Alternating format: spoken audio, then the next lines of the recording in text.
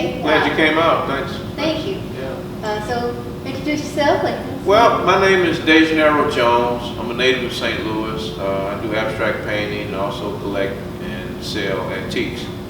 I'm currently living in the Arcade Apartments, 800 Island Street, St. Louis, Missouri, 63101 in downtown St. Louis. I've been painting since 2005. I was lucky enough to start at a time when the Katrina stuff was going on, and I was inspired by all the stuff that was going on with the people being, well, I wouldn't necessarily call it inspired because it was such a tragedy that happened with Katrina, but it led me to start doing something, so that's when I started painting, and I've been painting for 12 years now. Oh, wow. So, I see this is like one of your pieces here. Can you tell me a little bit more about it? This piece was given to me by a good friend of mine.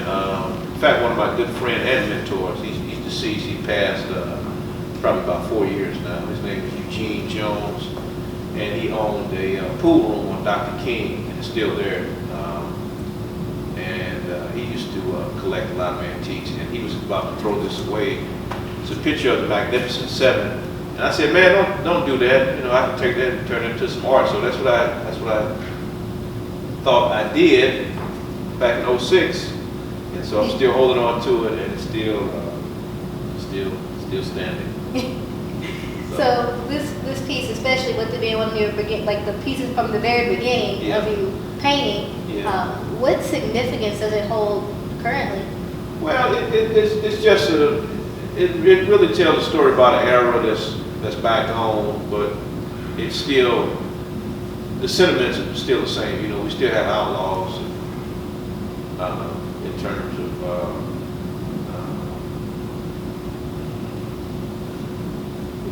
the value systems and the mindset of white supremacy. White supremacy is still going on. So I was trying to paint them in a light that younger people could see, you know, that beware of smoke and mirrors almost. That's a very good concept. Yeah, so I'm proud to be able to have exhibited at Washington University right now as part of the diversity inclusion program that they offer.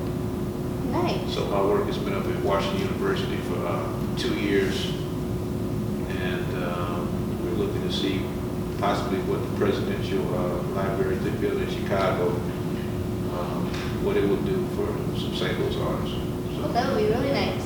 So 2017 is going to be a good year. That sounds great. Yeah. So tell us a little bit more about your art currently. I know you mentioned you have 2 pieces that are in the Washington University. I have one piece. It's one piece. Okay. But it's been there for 2 years. Okay, 2 years.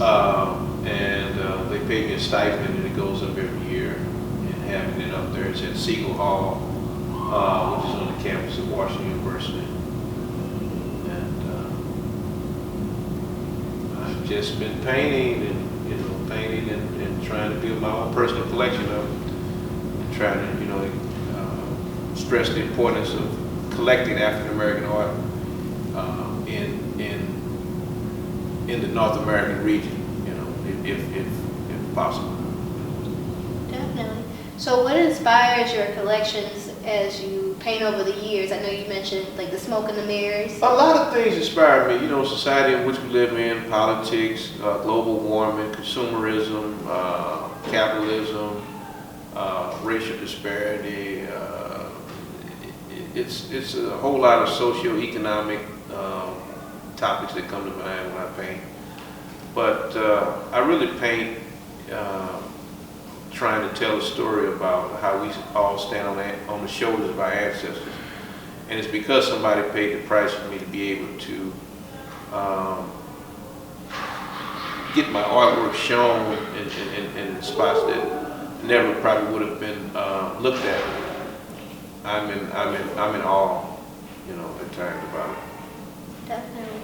So I know with the recent changes with education and the current political climate, what do you feel needs to happen in our schools to keep art programs and art implementation in the schools? Like, what is the benefit of that? Well, I mean, you know, it's a cultural thing. I just left in a roundtable discussion meeting in Deborah Ahmed with Better Family Life and made a critical point about what needs to be done in terms of, you know, our people, in terms of the culture. The arts is part of our, it's an extension of our culture, so you can't say that you're artistic if you're not able to express it in the right elements. And certainly we need more venues for young aspiring artists to thrive in. Definitely. So I think we need to be more exposed, you know, to a lot of things in the art world. Okay, definitely, I agree with you as well. I would say they need to, you know, step the literacy program about the arts up, you know, and we need more patrons of the arts, you know, more people actually patronizing the artists rather than complimenting the artists. Definitely. So that's a major difference, you know. That's one of my key things as well, like patrons of the art. I myself, I'm not a singer, I'm not a songwriter, I'm not a rapper, but I do patronize and I do respect those artists. And I understand that their life and livelihood is based around that art, and it's necessary to pay for that, to continue the culture, to show previous generations and future generations alike of what the experience is like. So definitely, I agree with that as well. So we just want inclusion. You know, we don't want anybody to give us anything. We just want you all to support what we're already doing and try to do it in a way that we're not seeking validation for it. So, you know, that really entails, you know, try to be your own boss. You know, now if you can. Now, if you're not able to be your boss, I can understand. But for people that are willing to step out of their own comfort zone, because you got to be willing to step out your comfort zone. And, you know, just start going around different art venues. You know, when they have something, a lot of them are free. You just walk in, any art gallery, any art museum, you just walk in and look around. And you got your phone, you can Google anything. So we live in the information age, so there's no excuse for you not knowing about certain things. I think people will find, you know, because I found a lot of, you know, solace, you know, in art. It became real therapeutic for me, practicing and looking at it. So I encourage anybody, you know, to start getting into the arts more. Definitely. Yeah. And I know previously you mentioned like we need more creative spaces and venues for artists, and you mentioned 800 arcade apartments. Can you tell us a little bit more about the environment here? Yeah, this year I stay in a $149 million development project. It's the oldest. Well, not the oldest, but this is the largest development to happen since the Gateway Arch was erected. And it has been a very, very nice stay here. I've been here for a year now. It was a year last month.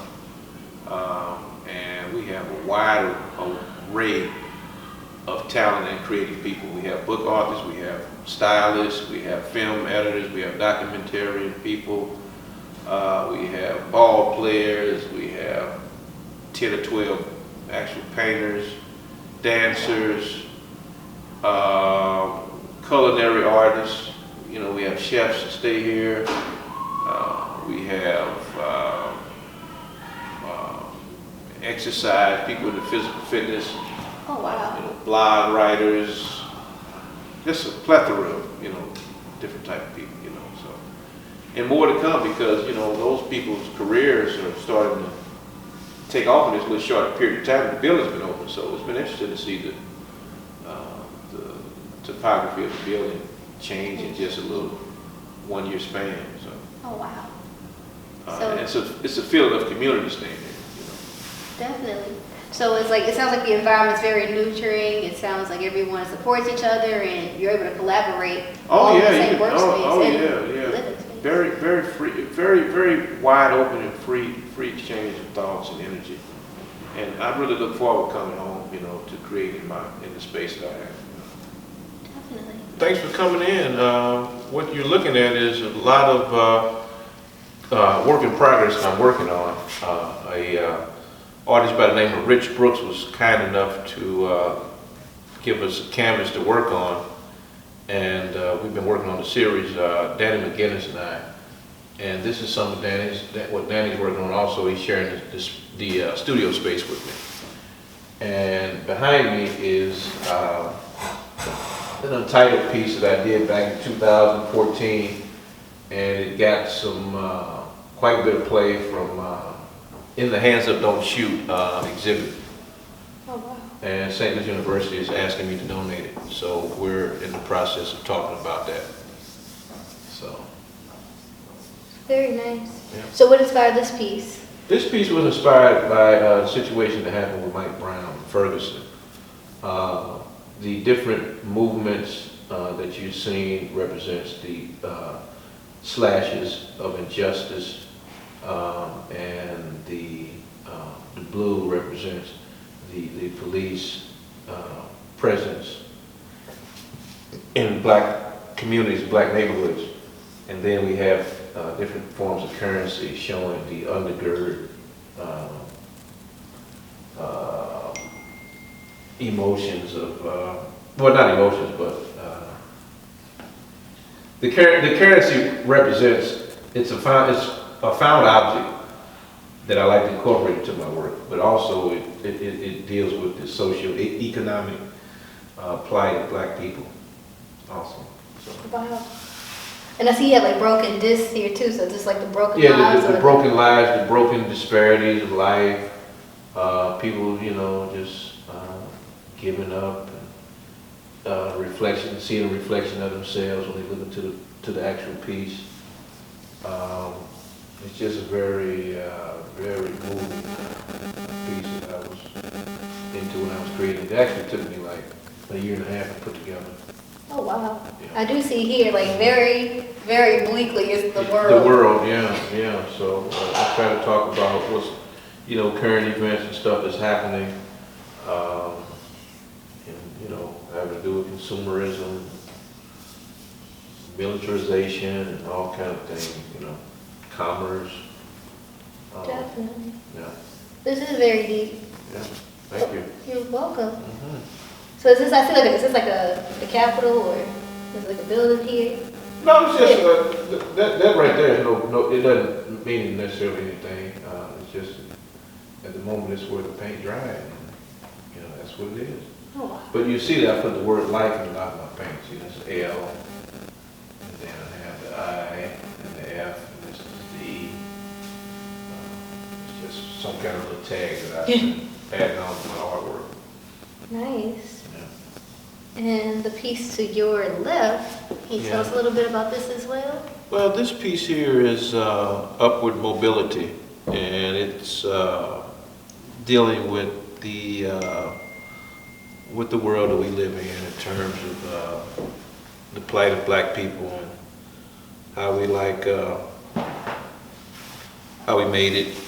I like artists like Buford Delaney, and I like Gerhard Richter and Pollock, of course.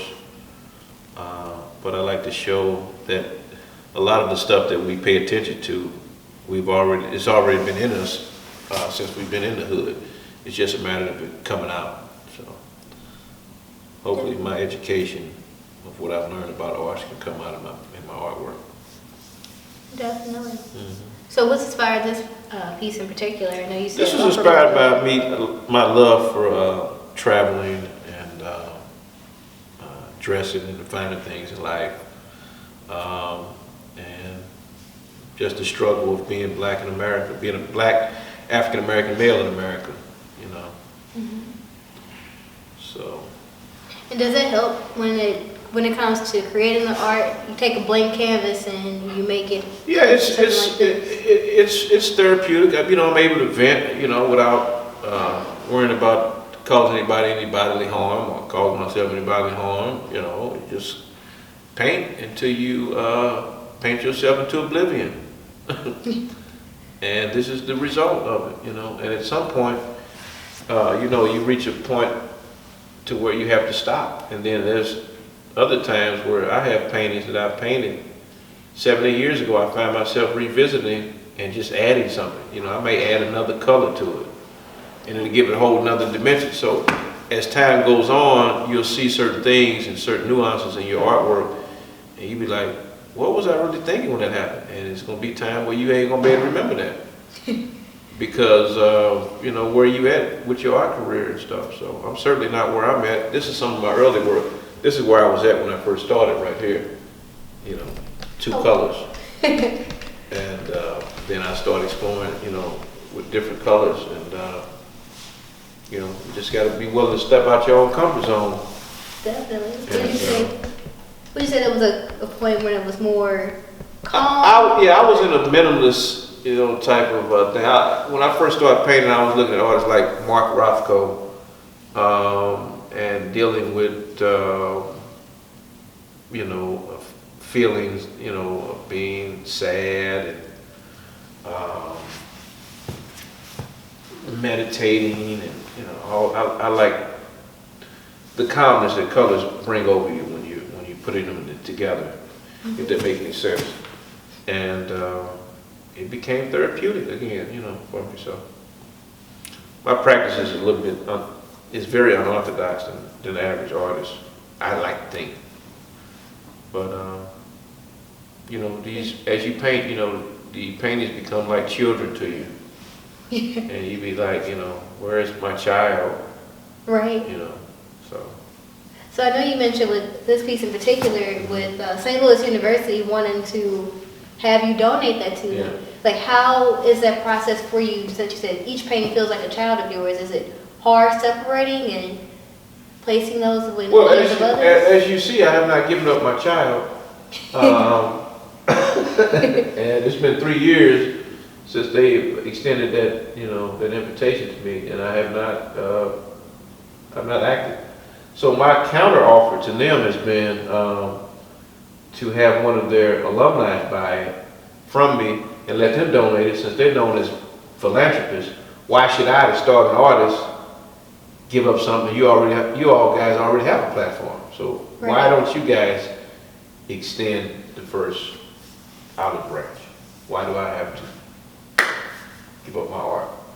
So it's still sitting with me. And it was on the cover of Art Daily magazine that went worldwide when the Mike Brown situation happened. And there it is. Well, in that case, I definitely understand why. Yeah. I think it's very important to support the artists, since art is a culture that we need to not only express ourselves, but to tell our stories to future generations, and more to come. And more to come. Yeah, absolutely. Definitely. And I can't emphasize the importance of our people need to collect more African American artists. It is not the responsibility of white people to buy black art and then for them to put them in museums, and for our children to walk to the museums and look at them, and they only come out during February. That notion is, you know, it's not gonna fly. Like next month, you know, everybody's gonna be black. Oh yeah. For 28 days, and then it's back to the norm. So, you know, how do I try to fit? How do I try to stand out? Is what I'm going at, rather than fit in. Right. And so I've been, you know, lucky enough to go on a few sales in the last few weeks. One gentleman bought a piece and is donating it to Butler University in Indianapolis, Indiana. Another good friend of mine was able to buy and purchase a piece of art from my friend Roland Burrow of a picture he did of Obama eating a snow cone. Oh wow. And the piece ended up getting donated to the Northside Community Center. I think that's the name of it. And Roland was invited to come out and speak and talk about his art with the children. Mm-hmm. So art is a, you know, educational tool. It is it helps with outreach. It helps with a whole lot of different things, you know. And it can definitely feed a person. Really? You know, if you're willing to step out your comfort zone, art can help you. Definitely. Yeah. So I know we have another piece to to my right. Yeah, this Right is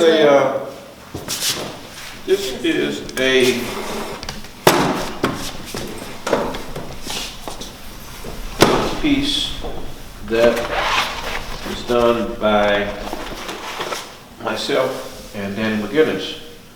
And what I had was, I have these old newspaper clippings, and so I had cut out this this cartoon out of the paper. But the paper was from 1922. And so what I did was show it to Danny, and then Danny turned around and drew this, and I added this. Oh, wow.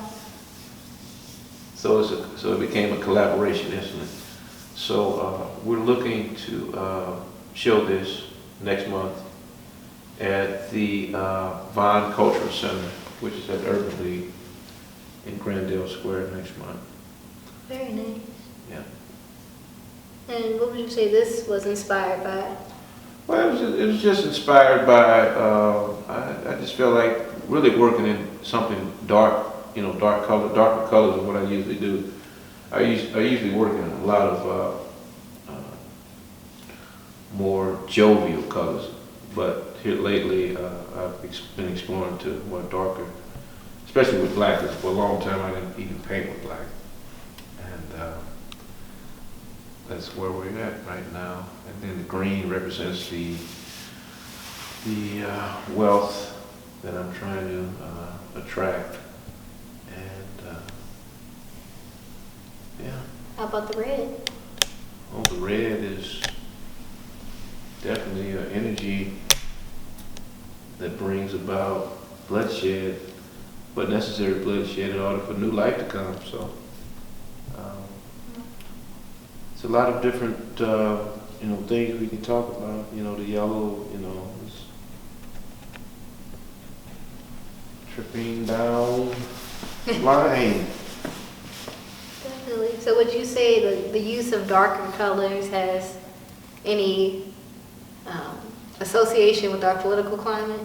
I mean, you can't say that with abstract. I mean, because it's purely objectionable. Oh yeah. You know, it's I tell people all the time, by me being creative and you looking at it, you may not get out of what I got out of creating. You know, and so that's why I don't really try to make anything figurative. That's you know, really so nice. I just let your mind, you know, it is what it is. You know, if you can see something that resonates with you, more power to you. And then if you can see my work and say, damn, I don't see nothing, I don't get it, that's fine. Because there's no right and wrong when you're looking at art. Right. And so if we try to get that message out more to people, then I think we'll have a better new group of people entering the arts in terms of appreciating it better. And so when they appreciate it better, they tend to start wanting to collect. And then, you know, we have a new group of people, you know, new pool of people. Definitely. So do you as an artist, like, do you enjoy hearing what people see when they view your paintings, or do you rather not know? Or I mean, I take it all. You know, I sometimes I'll stand beside a person and I'll see them looking at my work, and I'll interject something, then I get them to say something, and you know, and before they know it, then I'll go and announce that I'm the one that did it, and he, wow, you know, and you know, I tell everybody, you know, all you have to do is start. You know, people like, you know, how did you do this? I said, with money. You know, you got to go in the store, buy your paint, buy your canvas, and buy the stuff that you want to do, and just start. You know, a lot of people just don't start projects. right. They haven't tried. You know, try it and see. You know. And see what happens. Yeah. So this is from trying. And I'm still trying.